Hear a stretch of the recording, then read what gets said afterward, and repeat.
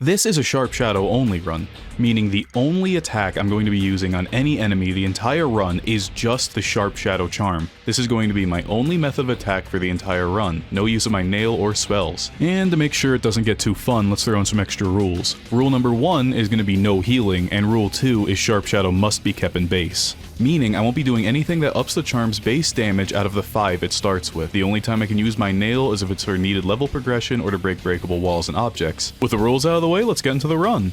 The first boss we're going to encounter is the False Knight, and you can safely dash through all of his attacks as long as he's not against a wall. But when he gets staggered and falls to the ground, if you're still in his hitbox when he stands back up, he's going to hurt you, so when you're dashing into him, you should dash away from his face when he's on the ground instead of into it. Other than that, sooner or later he's going to break the floor, fall, and then he's going to be down there for us to very slowly finish him off. Okay, so on our way to Greenpath, we're going to encounter our first major obstacle, an Elder Balder. Normally you're meant to kill him with Vengeful Spirit, but since our only attack is Sharp Shadow, we can't really do this. We can technically skip him and go to the Fungal Waste, since we already have the dash, but since I don't want to skip Hornet, let's just amend the rules a little bit. And there, that looks good, right? Okay, let's head on down to Hornet now. Since we're still early game, it's not too hard yet. Whenever she does her Needle Lunge, you can Sharp Shadow through it for consistent damage. But once you're done with the boss, you're actually still trapped inside the room since you can't grab Mothwing Cloak to trigger the gate opening. But, you can restart the game and come back and it will be open for us to progress. And normally I'd go out of my way to save Zote before I left Greenpath, but I can't really attack above myself with only Sharp Shadow, so it looks like we might need to leave Zote to die. From here we're going to make our way to the Fungal Wastes and fight the Mantis Lords. When we get to the Mantis Lords' first phase, you get plenty of time to damage them. Whenever they Lance Dash, you can Sharp Shadow through them, and whenever they do their Lance Drop, you can either move over slightly to the left or the right and dash through them again. But when the two of them start to fight together, it's when it starts to get a lot harder. In my first couple of attempts, I would try to attack them both each cycle, but that didn't really work out because my Sharp Shadow wouldn't recharge quick enough for me to actually dash through both of them. But then it hit me. Just attack one of them each cycle. The way you damage them stays the same for the most part, but now you have to stay a bit closer to the middle because sometimes they can come in to do their Lance Dash and they'll actually spawn right on top of you. So you have to be careful where your dash ends so you don't end up losing unnecessary masks. But beyond that, it's easy street. Once you get rid of the second one, you can turn to a one-on-one again, and after 106 dashes, we get to beat the Mantis Lords. If you were wondering how many times I died, it was about this many times.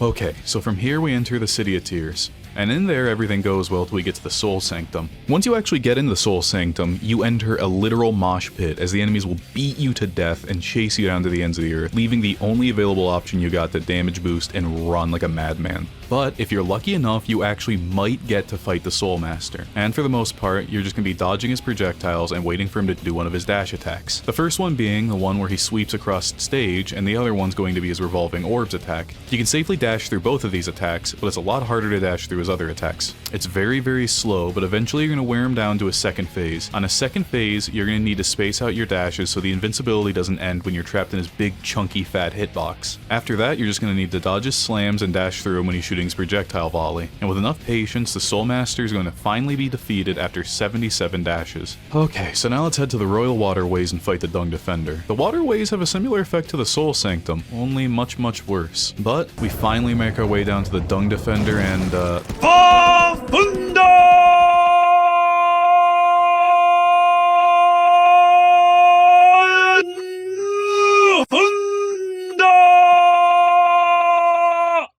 I think Team Cherry could have shortened his intro yell just a little bit.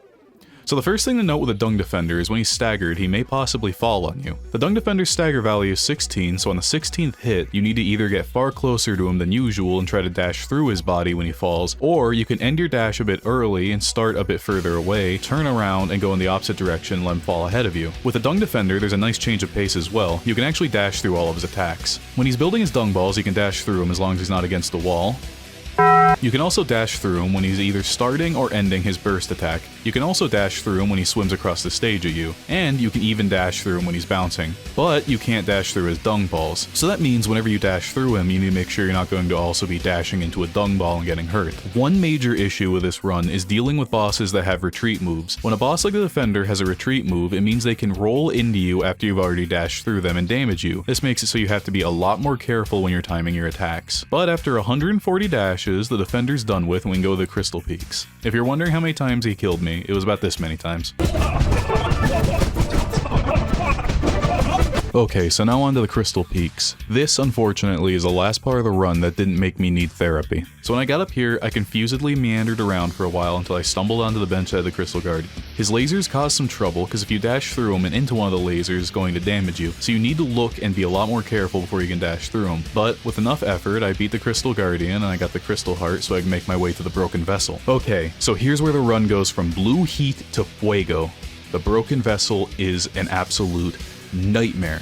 His first phase isn't so bad. You can dash through all of his attacks, but he also has a retreat move, so you can't just dash through him willy-nilly, you have to wait till he's doing an attack, otherwise he's going to jump back and damage you. You can dash through his slash easily, and when he does his slam move, you can dash through him by doing the exact same thing we do with the Mantis Lords, by moving a little bit out of the way and then dashing through him when he lands. But it's his second phase when he gets cruel. It's all the exact same, but now he's summoning infected balloon enemies along with his normal attacks. These infected balloons spawn at a rate of 4 to 5 seconds, with our only attack taking 1.5 seconds to recharge. At first, I tried to hit them all as soon as they spawned, but that made it so I could never attack the Broken Vessel, and some attempts would take 5, 10, or even 20 minutes to do. So in the end, what I decided on doing was leading them all to line up with the Broken Vessel and dashing through them all at the same time. This was pretty tricky to do consistently, but I actually got pretty okay at it. If I were getting swarmed, I'd gather all of them as close as I could, and when I was dodging the Vessel's attack, I would dodge through them to try and get some of them off the screen. It was also a pretty good option to ignore them and then jump over them or go under them to keep damaging the Vessel. This wasn't a bad option to do because whenever he would do his cascade attack when he would shake his head, they would all despawn anyway. Luck is very, very helpful with this too. If the ghosts spawn in a favorable position, it makes it a lot easier to line them up to dash through them. And if they spawn in 5 seconds instead of 4, it makes a huge difference for how much I can recharge my dash. In the end, I had to go down to the City of Tears and grind Geo for 1,000 hours to go buy the mask shards from Sly.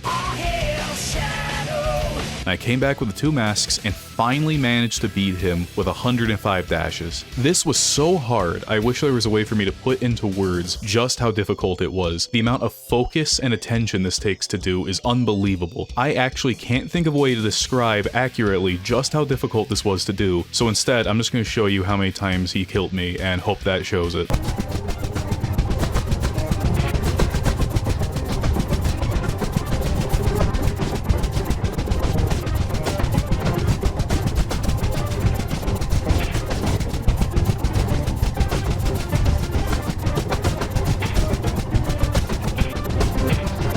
Okay, so now on to the Watcher Knights. The Watcher Knights fight in pairs that attack at different times, making the amount of patterns they can attack in insanely high. Because of this, it was a lot like the Broken Vessel, where there wasn't a definitive good time to dash through them to damage them, so I'd have to wait and watch very, very closely and dodge till I got a chance to hit them. I'd also need to make sure that when I dashed, I didn't end up in the other one's hitbox after I dashed through them. But with plenty of focus, we can dash through them 220 times and finally make our way to the first Dreamer. They killed me around this many times.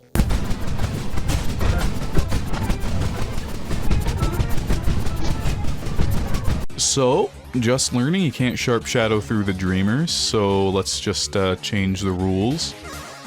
Again. And there we go, that looks nice.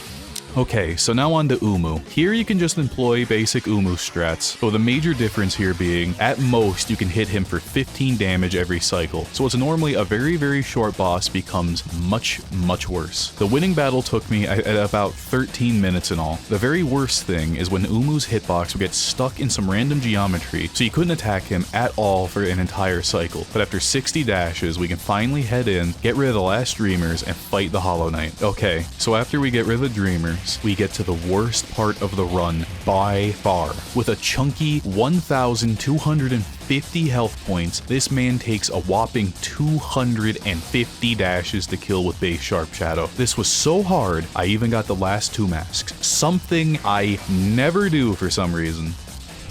Emotional damage! So his first phase starts off pretty gentle, only doing a thrusting stab and a slash. You can dash through both of these easy, but his second phase is when he kicks it into maximum overdrive. His attacks come a heck of a lot faster now. Sometimes you're going to even need to dash through them as soon as it recharges, like the frame that you're able to dash again, you're going to have to do it. And in phase 2, he gets an evil new attack where he erupts flame that do 2 whole masks of damage on contact. And he gets another new move where he fires fires a stream of goo at you that's not nearly as bad as this one. With the flame pillar, you only need to look for the pillar that's closest to the knight and position him to be right next to it in between two flame pillars. I know that sounds like it'd be simple, but with a risk of 2 whole masks of damage, it's really easy to panic, and oh brother did I panic like a cornered rat. With his projectile spew, you can either back up and dash through it to go under the stream, you can dash through him because his hitbox on his back calf is actually very generous, or you can jump over all of it. All 3 of those work to dodge it, and I would always go with the option that definitively would protect my masks the most, because they are much more important than the damage output, especially with a boss this long. In his 3rd phase, we get a major advantage over him.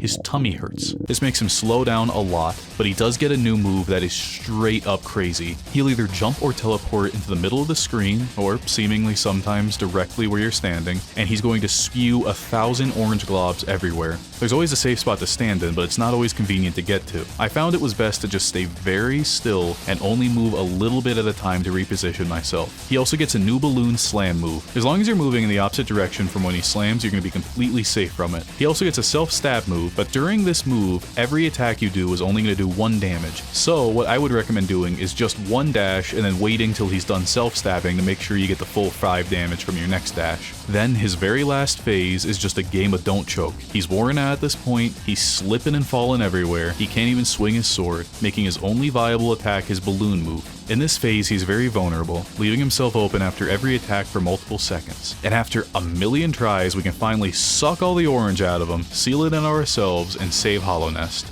So, can you beat Hollow Knight with just Sharp Shadow? No, unfortunately not. You can't get past the Elder Balder right at the beginning, let alone all the Dreamers. But, excluding those 2 types of enemies, you can beat everything else in the game to make it to the ending, and that is, at least, a little bit cool. Thank you very much for watching. I'm sorry for how long of a wait there was between my last Hollow Knight video and this one. It's just these long format challenge runs take a long time to do, and I'm going to be changing it up a bit so I can upload a little bit more often. But if you enjoyed this video, I've done another one where I did it with just the Dung Defender's crest and beat the entire game, and much like this one, it was also an unbelievable horror to do. But I hope you enjoyed, and thank you very much for watching. Have a good day. See ya.